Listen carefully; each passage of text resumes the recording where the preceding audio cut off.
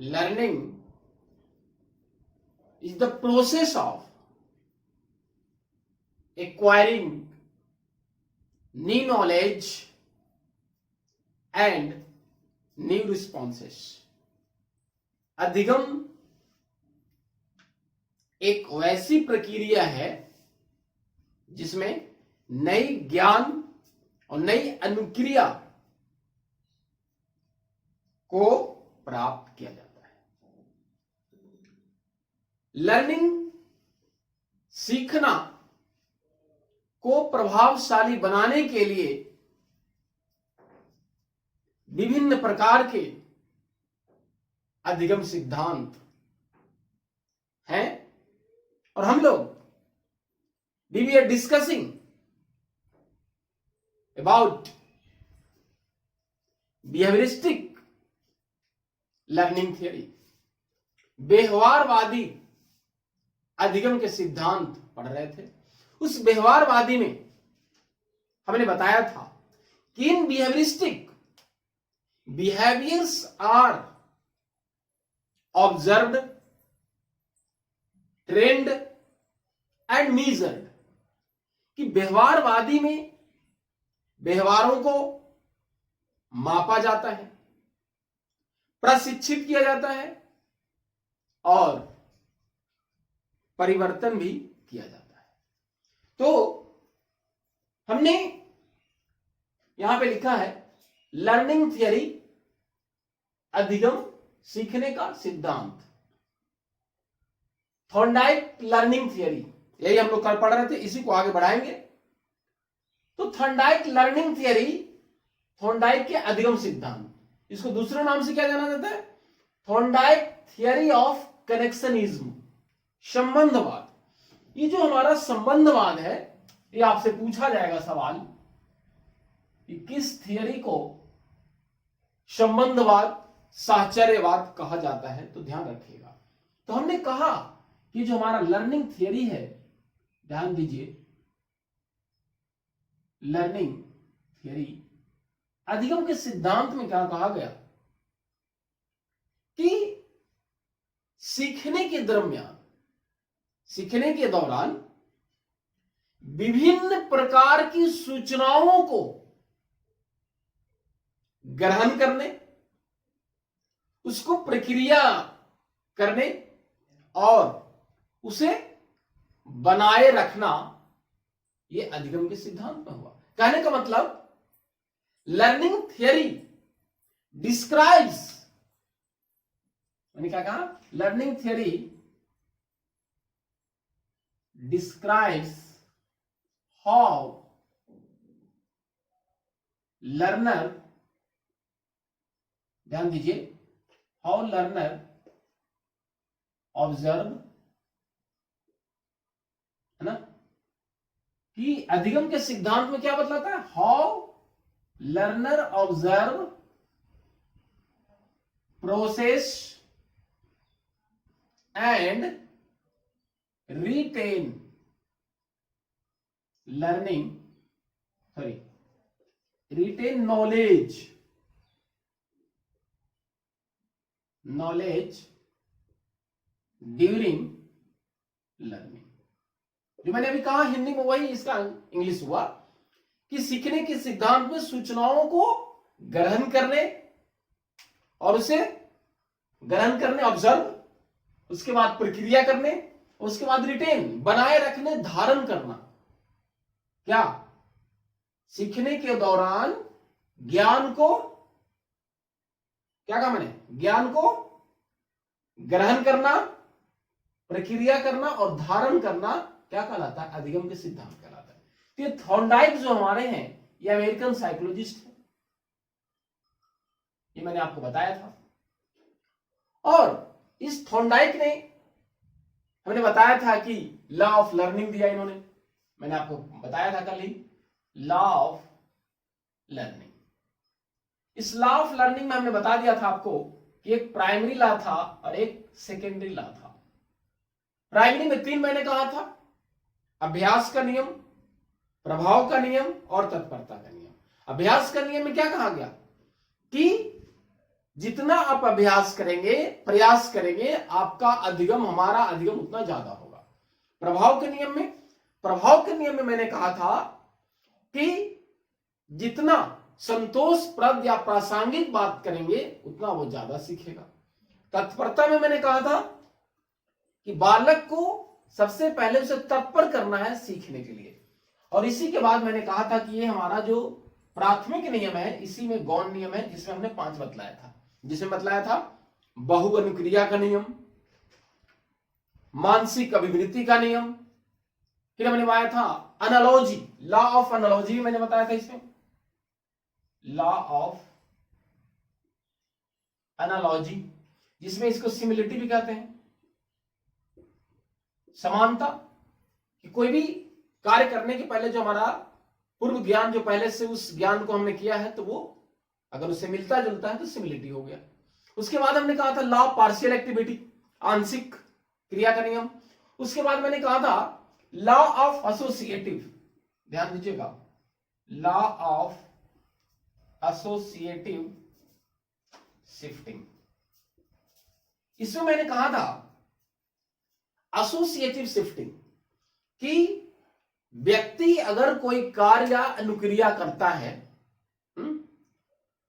क्योंकि व्यवहारवादियों के अनुसार कहा कि इनमें पहले से ही वो प्रवृत्ति होता है उछलने कूदने का, तो उस तरह का पहले से उनमें प्रवृत्ति होती है, और उसको एक विशेष अनुक्रिया के द्वारा अगर हम बार बार करते हैं तो क्या होता है, एक बार वो शिफ्ट कर जाता है, वो करना सीख जाता है।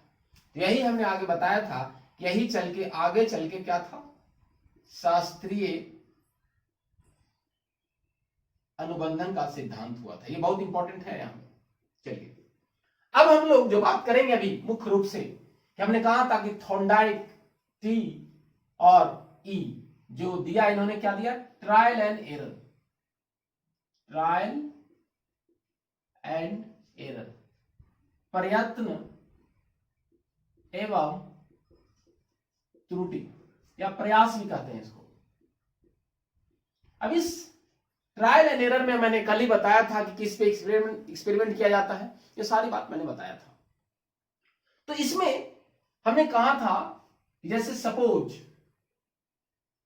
ग्राफ से थोड़ा समझे, ये हमारा ट्रायल्स है, प्रयास, और ये हमारा एस्केपिंग टाइम है इन सेकेंड। तो मान के चलिए ये हमारा 100 हुआ, ये 200 हुआ, ये 300 हुआ, ये 400 सेकंड है। ये मान के चलिए ट्रायल है ना, ये 4, 8, 12, 16। तो मैंने कहा था कि एक्सपेरिमेंट में क्या, भूखी बिल्ली, भूखी बिल्ली क्या है, पजल बॉक्स, फिर क्या है, लच, लैच, LATCH, खटका, है ना। तो अब इस एक्सपेरिमेंट में ध्यान दीजिएगा, इसको मैं बता रहा हूं कि मान लिया पहली बार प्रयास किया, चौथा बार ट्रायल किया, तो बाय द वे उसको यहां पे लैच दबाया, फिर कुछ समय के बाद 8वां जो ट्रायल किया, तो हो सकता है कि ये यहां पे लैच को दबाया, बाहर निकला। फिर अगर 12वां बार ट्रायल किया, तो हो सकता है कि आप यहां पे आया हो। वो अचानक ये प्रयास करने के बाद बार बार वो एक ऐसा समय आया कि वो जैसे ही पिंजरे के अंदर बंद किया जा रहा था, तो वो देख लिया कि अच्छा यही को दबाने से, इसी को प्रेस करने से बाहर जाते हैं और जो भोजन मिलता है। तो कहने का मतलब, अब यहाँ पे इसको यहाँ पे हम 16 रखें, ये 20 रखें, तो कहने का मतलब हमारा यहाँ पे, तो कहने का मतलब क्या हुआ, ये जो ऐसे, अब ये ऐसे चलने लगा, मतलब कि बार बार प्रयास के द्वारा वो क्या हुआ, अनुक्रिया करना और सही अनुक्रिया करना सीख गया। तो यहां पे निष्कर्ष समझिएगा, क्या निकली बात, हम लोग यही समझना है, कंक्लूजन, कि सबसे पहली बात कि बिल्ली को भूखा रखा गया, भूखी बिल्ली। तो कहने का मतलब यहां पे भूखी बिल्ली का मतलब हुआ कि वहां पे जो उसकी है मोटिवेशन, अभिप्रेरणा, ध्यान दीजिएगा यहां पे मैं बता रहा हूं,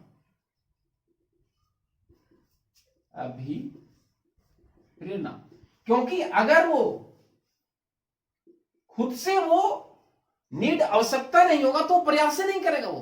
तो सबसे पहले यहां पे ध्यान दीजिएगा कि बालक को, अधिगमकर्ता को सीखने के लिए जो शैक्षिक निदान, यही एग्जामिनेशन में यही जो हमारा सीटेट है हमारा और टीचिंग एप्टीट्यूड, यही रटना नहीं पड़ेगा, ध्यान समझिएगा इसको। यहां पे क्या कह रहा है कि बालक को सीखने के लिए मोटिवेट, अभिप्रेरणा जरूरी है। क्योंकि अब जब तक उसको भूखी नहीं रहेगी, अगर भूखा नहीं रहेगी, कल भी हमने कहा था कि अगर उसको खाना खिला के पिंजरे पंजर बॉक्स में अगर बंद किया जाए तो वो सो जाएगी। इसलिए सीखने में बालक को सबसे पहले क्या जरूरी है, मोटिवेशन। अब दूसरी बात जो निकल के आई कि भूखी बिल्ली रखा गया और उसका क्या है कि जैसे ही हम लैच को, खटका को दबाएंगे तो हमको क्या मिलेगा, भोजन मिलेगा। क्या मिलेगा, भोजन मिलेगा। तो दूसरी बात यहां पे आती है रीइंफोर्समेंट, रीइंफोर्समेंट, पुनर्बलन। तो कहने का मतलब हमारा यह है, इस थॉर्नडाइक के संबंधवादी सिद्धांत में, प्रयत्न एवं त्रुटि के सिद्धांत में दो बातें निकल के आई कि पहली, अधिगमकर्ता को सीखने के लिए अभिप्रेरणा की जरूरत है, तब वो मोटिवेट होगा। और दूसरी, वो तब सीखेगा जब उसे पुनर्बलन दिया जाएगा, तब सीखेगा। अब इसी के आधार पे कुछ जो हमारा इंपॉर्टेंट, ध्यान दीजिएगा, terms related to this theory, ध्यान दीजिएगा, यही हमारा इंपॉर्टेंट होगा जो हम अभी बताएंगे। अब देखिए क्या है बात, तो ध्यान दीजिए, पहले मैंने कहा कि उस पजल बॉक्स में बिल्ली को क्या किया गया है, भूखी बिल्ली को बंद किया गया है। तो सबसे पहली बात आती है कि क्या आती है, वो टर्म आता है, ध्यान दीजिए, ड्राइव। इसका हिंदी है चालक। तो कहने का मतलब क्या है कि जो ड्राइव हमारा हुआ, चालक, यहां पे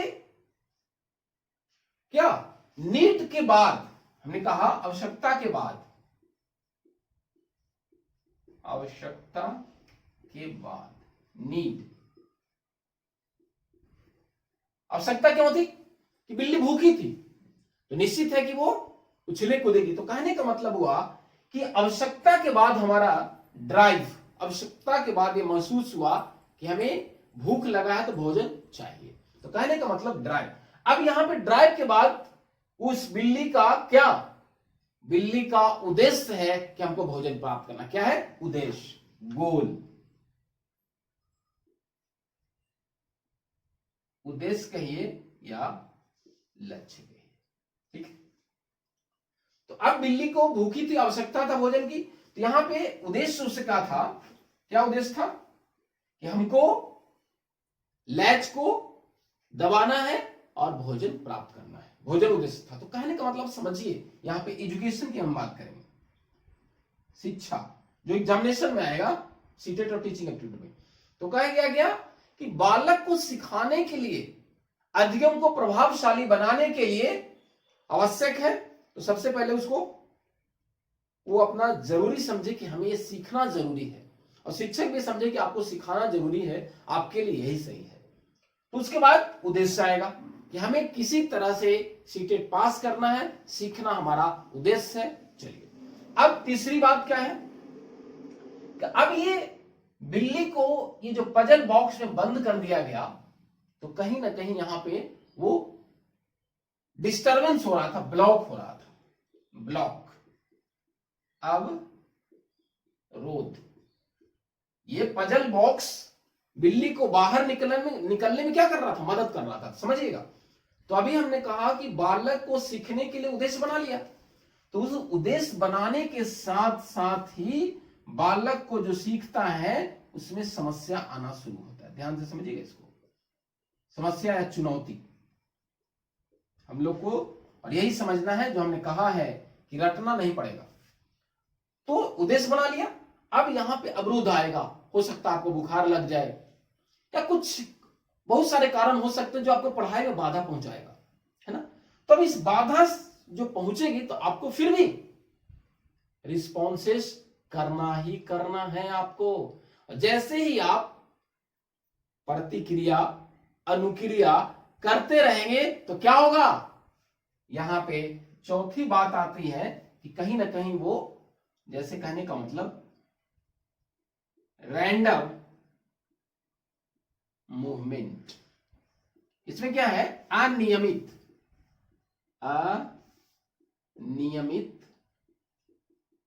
क्रियाएं। ध्यान से समझिएगा कि वो बिल्ली बंद थी तो वो अपना उछल कूद रही थी, तो उसी तरह से बालक, हम लोगों को भी अधिगम को प्रभावशाली बनाने के लिए अगर अवरोध आ जाए तो हम लोग को क्रियाएं करते रहना चाहिए। देखेंगे आगे कि सही होगा या गलत, लेकिन क्रिया करते ही रहना है हमको। आरी बात समझ में। अब जैसे ही हम अनुक्रिया एक्टिविटी बार बार उसको प्रयास करते रहेंगे तो निश्चित है क्या होगा, सफलता मिलेगी। तो पांचवा जो हमारा टर्म है वो क्या है, चांस सक्सेस, संयोग वश सफलता। ध्यान समझिए हमने क्या कहा। तो इसी तरह से अगर अधिगम को प्रभावशाली बनाना है, जीवन में आगे बढ़ना है, तो कोई अवरोध आ जाए तो रुकना नहीं है, हमको प्रतिक्रिया करते रहना है। तो प्रतिक्रिया करते रहने के बाद हमने क्या कहा कि संयोग बस सफलता मिला। आगे बात समझ में। तो अब संयोग बस सफलता मिला तो हमारा अगला जो बात आएगा 6 क्या आएगा, सो समझिए यहां पे वो आएगा सिलेक्शन ऑफ, ध्यान से समझिए, सिलेक्शन ऑफ प्रॉपर मूवमेंट, है ना, सिलेक्शन ऑफ प्रॉपर मूवमेंट। जैसे मैंने कहा कि सफलता मिला, बिल्ली को खटका दबाया बाहर निकला, तो उसी तरह से आप अनुक्रिया करते रहेंगे, सर प्रश्न पूछ रहे हैं जवाब देंगे, फिर उसको और स्पष्ट करेंगे, तो निश्चित है कि हमारा सर बोलेंगे अच्छा सही है और सही करो। तो यहां पे निश्चित है कि हमें सिलेक्शन ऑफ प्रॉपर, सही अनुक्रिया का चुनाव हो गया। अब जो नेक्स्ट जो टर्म है अगला, कि सही, हमने प्रतिक्रिया को पता चल गया, बिल्ली को जैसे ही बंद किए तो खटका को दबाने से भोजन मिलता है, उसी तरह से बालक को ये पता हो गया कि इस प्रश्न का जवाब ऐसे देना है, रटना नहीं है, तो वो प्रतिक्रिया करना सीख जाएगा। तो अगला जो हमारा टर्म है वो क्या है, फिक्सेशन। ध्यान दीजिएगा, फिक्सेशन, फिक्सेशन, दृढ़ीकरण,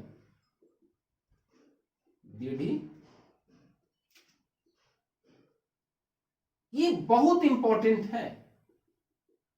अब फिक्सेशन का मतलब क्या हुआ, जब हमारा प्रश्न सही हो गया तो हम उस प्रतिक्रिया को सीख लेंगे कि ऐसे ही पढ़ा जाता है। जैसे मैंने अभी कहा ना कि सारे लर्निंग थियरी को रटना नहीं है, तो रटना नहीं है तो ऐसे अगर हम समझें। और दूसरी जो सबसे बड़ी बात है जो हमने कहा कि हमें किस पे प्रयोग किया, उससे ज्यादा इंपॉर्टेंट है कि इस थियरी को पढ़ने के बाद शिक्षा जगत में कैसे प्रयोग करना है। तो जैसे ही सही अनुक्रिया का चुनाव हो गया तो हम उस प्रतिक्रिया को क्या करेंगे, दृढ़ीकरण कर लेंगे और अपने व्यवहार में उसे पालन करना सीख जाएंगे और हमारा अधिगम क्या होगा, प्रभावशाली होगा। हम लोगों ने देखा कि ईएल थॉर्नडाइक द्वारा दिए गए प्रयास और त्रुटि के सिद्धांत में जो सबसे लास्ट में आई थी, हमने क्या कहा कि उद्देश्य बनाया, सीखा, अचानक सफलता मिला, फिर बाधा भी आया, फिर मैंने लास्ट में कहा कि सही अनुक्रिया का चुनाव हुआ, और लास्ट में मैंने कहा था फिक्सेशन, दृढ़ीकरण, है ना, दृढ़ीकरण। और लगता है मिस्टेक हुआ होगा फिक्सेशन में, तो इसको देख लीजिएगा, स्पेलिंग पिछला बार हुआ होगा। तो अब जो मैंने कहा कि इस सिद्धांत से जो निष्कर्ष निकल के आए कि इस सिद्धांत कहना क्या चाहता है, वो हम लोग देखेंगे। कंक्लूजन, निष्कर्ष क्या निकले, ध्यान दीजिएगा यहां पे। तो पहली बात आई, ध्यान से समझिए, लर्निंग इन्वॉल्व्स क्या, T for trial, E for error, involves trial and error। अधिगम कैसे होती है, प्रयास और त्रुटि के द्वारा होती है। अधिगम प्रयास और त्रुटि के द्वारा होती है। दूसरी निकल के बात आई, लर्निंग, हमने बार बार कहा कि व्यवहारवादियों के अनुसार क्या हो रहा है, जितना बालक प्रयास करेगा, हम बार बार प्रयास करेंगे, हमारी जो है एरर धीरे धीरे कमता चला जाएगा। इसलिए प्रैक्टिस और रिपीटेशन बहुत जरूरी है। तो अब यहां देखिए, learning is a result of formation of connections। यहां पे क्या कहा कि लर्निंग किसका परिणाम है, संबंधों का निर्माण से, संबंधों की बनावट से। संबंधों, और ये संबंधों किसके बीच, स्टिमुलस रिस्पॉन्स के बीच, संबंधों की बनावट ही अधिगम है ना।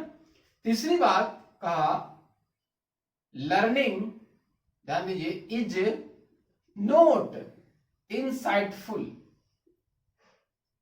ये बुद्धि अचानक नहीं आती है, सूझबूझ के द्वारा नहीं आती है। क्या हुआ इसका हिंदी, सूझबूझ या अंतर्दृष्टि, है ना। अधिगम सूझबूझ से नहीं आती है, क्या आती है, learning is not insightful but it is incremental.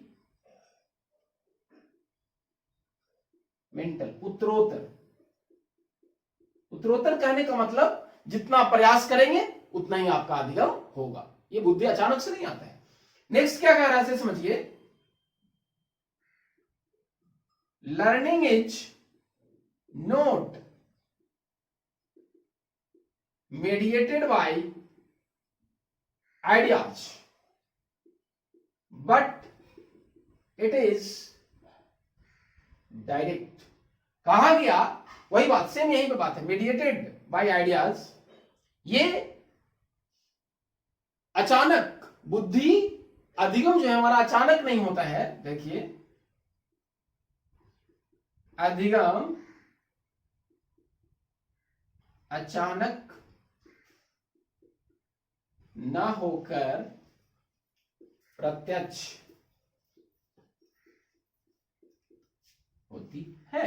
तो कहने का मतलब, ये जो हमारा थॉर्नडाइक का अधिगम का सिद्धांत है, इतनी बातें आई निकल के। अब हम लोग देखेंगे कि आखिर इस सिद्धांत को पढ़ने के बाद जो हमारा टीचिंग एप्टीट्यूड में पूछेगा, और मैं बता रहा हूं आपको ये बहुत इंपॉर्टेंट बात, या सीटेट में जो पूछता है वो ये नहीं पूछेगा कि एक्सपेरिमेंट कैसे होता है। सबसे इंपॉर्टेंट बात है कि जो आपने अधिगम सिद्धांत पढ़ा या समझा, उसको शैक्षिक जगत में, शिक्षा जगत में, क्लासरूम में कैसे प्रयोग करना है, वो जरूरी है। तो हम देखें एजुकेशनल implications, शैक्षिक निहितार्थ। सबसे इंपॉर्टेंट यही समझना है, मैं बार बार कह रहा हूं, यही आपको समझना है, और इसी से आपकी भी अधिगम प्रभावशाली होगी और बालक का भी अधिगम प्रभावशाली होगा। तो अब देखिए कि ये क्या कह रहा है। तो अगर सबसे पहले विचार किया जाए कि जैसे कहा जा रहा है कि अधिगम प्रयास और त्रुटि के द्वारा होता है, तो बात भी सही है कि अगर छोटा बालक हो, और सबसे बड़ी चीज छोटा बालक में भी हमने कहा है कि क्लासरूम में बहुत सारे बालक होते, एक औसत ज्यादा, कुछ औसत से कम और औसत से ज्यादा। तो ये खास करके ये जो हमारा ट्रायल एरर थॉर्नडाइक का जो अधिगम सिद्धांत है वो विशेष रूप से मंद बुद्धि के बालक के लिए प्रयोग में आता है, क्योंकि उससे बार हम प्रयास कराते हैं। चलो बाबा फिर से करो, अगेन अगेन, ये बात आती है। तो सबसे पहली बात अगर आती है कि मंद बुद्धि बालकों के लिए विशेष रूप से उपयोगी, क्योंकि जो क्रिएटिव है, प्रतिभाशाली बालक है, वो एक बार बताए वो सीख जाता है। दूसरी बात यह है कि जैसा अभी हमने कहा था कि अभ्यास का नियम, तत्परता का नियम, प्रभाव का नियम, इससे जो हमारा शैक्षिक निहितार्थ है कि इससे बालकों में क्या आती है, जागरूकता, तत्परता, धैर्य आदि गुणों का विकास कर सकते हैं। ये हमारा अधिगम के सिद्धांत में धैर्य, प्रयास करो बाबू, थोड़ा पैसेंस रखो, धैर्य रखो, तो ये सबसे बड़ी इस अधिगम का हमारा बहुत बड़ा इसका फायदा होता है। आरी बात समझ में? अब जो सबसे बड़ी बात है जो हमने कहा, इसमें जो बात, दो बात है, ध्यान दीजिए, प्रैक्टिस एंड रिपीटेशन। ध्यान दीजिए, प्रयास और दोहराना की बात है। तो ये कैसे होगा? तो ये शिक्षक को या बालक को, दोनों को क्या ज्ञान और कौशल का अभ्यास, ज्ञान और कौशल का अभ्यास करना जरूरी है ना बात। उसके बाद जो सबसे बड़ी बात हमने कहा था, पहली बात में जो मैंने कहा था कि भूखी बिल्ली को क्यों रखा गया, उसका उद्देश्य क्या था, तो यहां पे दो बात मैंने कहा था, अभी प्रेरणा, पुनर्बलन की सहायता से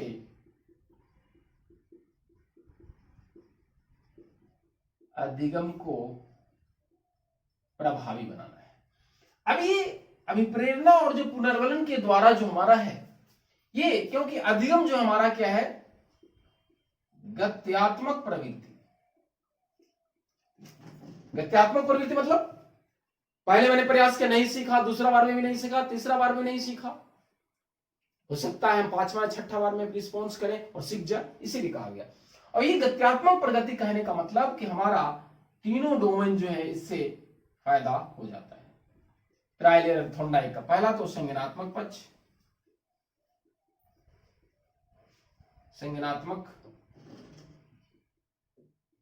भावात्मक, और तीसरा क्रियात्मक। अंग्रेजी आपको पता है, कॉग्निटिव, अफेक्टिव, और ये हमारा साइको मोटर हो गया, है ना। तो कहने का मतलब अभी जो मैंने कहा कि इस सिद्धांत का जो सबसे बड़ा फायदा है कि बालक को अभिप्रेरित होगा और उसे पुनर्बलन के द्वारा हम सिखा सकते हैं। उसके बाद मैंने कहा कि सीखना हमारा गत्यात्मक प्रगति है, तो हम तीनों क्षेत्रों में उसको संज्ञानात्मक, भावात्मक और क्रियात्मक तीनों क्षेत्रों में विकास करके उसके 3H डेवलपमेंट की बात हम कर सकते हैं। तो अभी मैंने पढ़ा अधिगम के सिद्धांतों को, कल मैंने बताया था कुछ, आज मैंने कहा कि थॉर्नडाइक के द्वारा दिया गया प्रयत्न एवं त्रुटि का सिद्धांत शिक्षा जगत में क्यों उपयोगी है, ये मैंने पढ़ा, और वही हमारा सीटेट और शिक्षण कला में ज्यादा उपयोगी है। तो इसलिए आप इसे अवश्य ध्यान से देखिएगा और अच्छा लगेगा तो लाइक सब्सक्राइब कर दीजिएगा। धन्यवाद।